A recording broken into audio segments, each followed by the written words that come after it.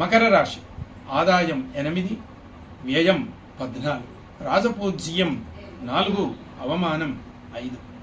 వీరికి సంవత్సరమంతా శని మే 19 వరకు గురువు రాహువులు అనుకూల స్థాన సంచారం చేయడం వలన ఆర్థిక అభివృద్ధి, వృత్తి పనులయందు అనుకూలత, సంకల్పించినటువంటి పనులు నెరవేరడం, కుటుంబ సౌఖ్యం, ధనధాన్య సమృద్ధి కలిగి ఆనందమయ జీవితాన్ని వీరు కొనసాగిస్తారు.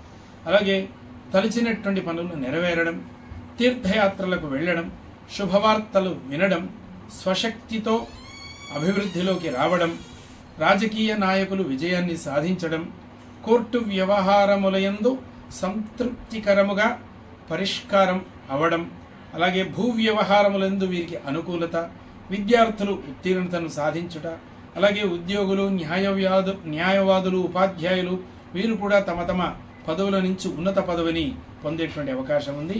ఇక వీరు సుందరకాండ పారాయణ చేసుకున్న ఎడల లేదా చదువుకోగలిగితే చదువుకున్న ఎడల అంతా శుభమగును.